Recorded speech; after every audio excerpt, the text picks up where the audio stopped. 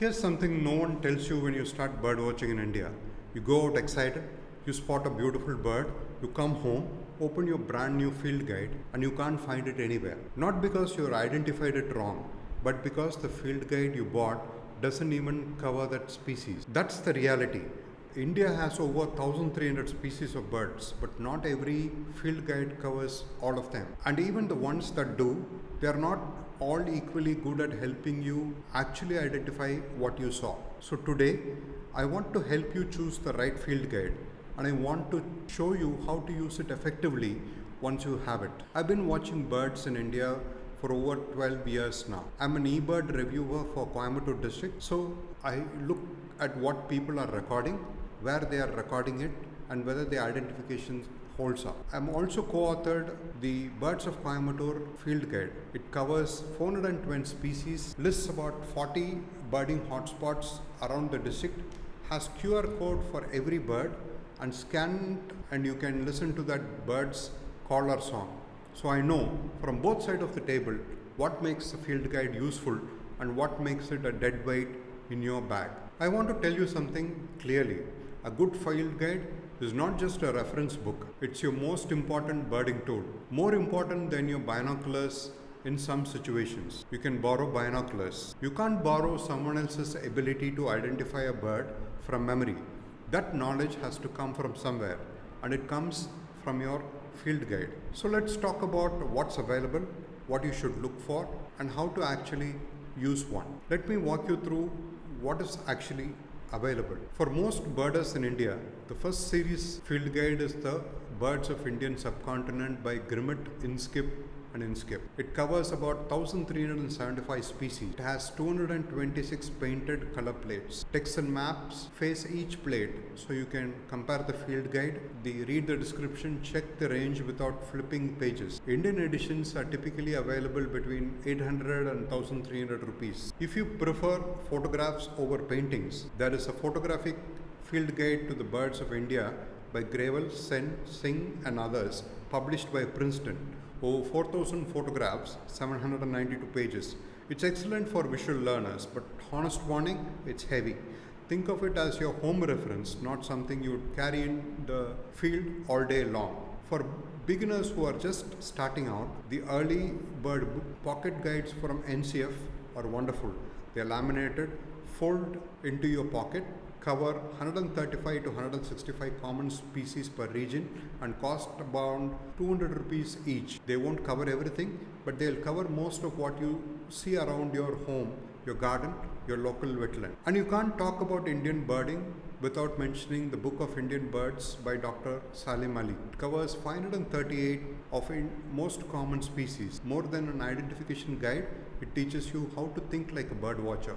Every Indian birder should read it at least once. What makes it unique is the natural history section for each bird. Dr. Salim Ali doesn't just tell you what the bird looks like, he tells you what it eats, how it behaves, when it breeds, how many eggs it lays. That depth is completely missing from Grimmett, and the book groups birds by prominent features: color, tail, beak, crest. So a complete beginner can navigate it without knowing a single family name. Now, how do you choose? Here are the factors that matter. Species coverage is the first thing to check. India alone has over 1300 species. If your guide only covers 538 or 650, you will regularly see birds that aren't in it.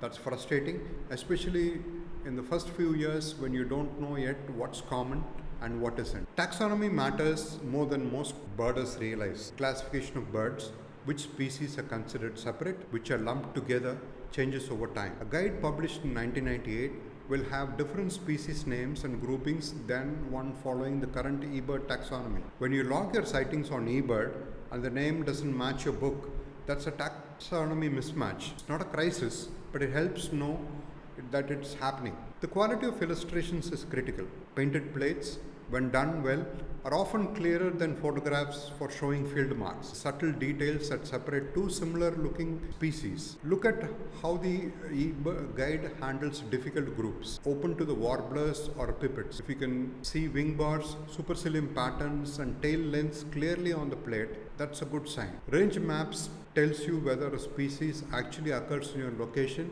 and in your season. A bird whose map shows it only in the northeast or only in the far north in winter isn't going to turn up in the Coimbatore in May. Maps help you eliminate the possibilities quickly. Okay, you bought your guide. Now, how do you actually use it? This is where most beginners go wrong. They see a bird, immediately open the guide, flip to a page that looks vaguely right, and call it done. That's not identification. That's guessing with extra steps. Here's what I do and what works. First, observe before you open the book. Note the size. Is it sparrow sized, myna sized, crow sized? Note the shape. Does it have a long tail, a heavy bill, short legs? Note what's doing. Perching, hopping on the ground, hovering, soaring. Then write it down or speak it into your phone. Colors, any prominent markings, stripe over the eye, wing bars, a colored rump, the call if you've heard it. Only then open the guide. Jump to the right family group. Don't scroll randomly through 500 pages. Go to the warblers if it looked like warbler. Go to the raptors if it was soaring. On the plate, just don't look at the first species that seems close. Look at every species on that plate. Similar looking species are shown together precisely so you can compare them. That's the whole point. Then immediately look at the facing page. Read the text, habitat notes, behavior, voice, distribution map. Does the map show the species in your region in this month? This one step eliminates so many wrong identifications. I've seen people call a blight-sleeved warbler in Coimbatore in June, when the map clearly shows it's only here in the winter. The map would have caught it. Here's a practical tip I give at every birding walk. When you're stuck between two similar species, ask yourself 3 questions. 1. Does the range map support this location? 2. Does the habitat match? Wetland species don't usually turn up and dry scrub. 3. Does the behavior match? A bird described as creeping up tree trunks that you saw hopping on the ground is probably not that species. And here is something Salim Ali understood deeply. Calls matter as much as plumage. Many warblers and similar looking small birds are best separated by voice. Get in the habitat of noting the call. Even a rough phonetic note, a thin rising whistle, or a sharp 2-note chip is enormously useful when you're back with the guide. If you can't genuinely identify a bird, leave it. Write identified small bird in your notes. Come back to it. That honesty is what builds a real skill over time. Experienced birders don't rely on just one guide. The typical setup is this: an early bird pocket guide for your region when you are starting out, Grimmett as your main field guide when you're ready, a photographic guide like Greyval, or the Ripley guide for the home for all the cross-checking, the tricky identification. Don't need all of them on day one. Start simple, grow from there. A good field guide doesn't go out of date in a year or two. The first one I seriously used, a well-worn Grimmett, still sits on my desk. It's become a kind of a birding diary in itself. That's the kind of relationship you want with your field guide, not a quick lookup tool, a companion. So here's what I want you to do. If you haven't already, pick up Grimmett and skip Birds of Indian Subcontinent. If you're just starting out in one region, grab an early bird pocket guide for your area and read the first few chapters of Salim Ali's Book of Indian Birds, not just for identification, but for the sheer joy of understanding what bird watching is really about. If you found this useful, please subscribe to Birding India. Every week, we cover fieldcraft, identification tips, and the birds of this incredible country. So in the next video, I'm going to talk you through how to read a range map, because there's more to it than most people think, and getting it right will genuinely change how you identify birds in the field. I'll see you there. Thank you.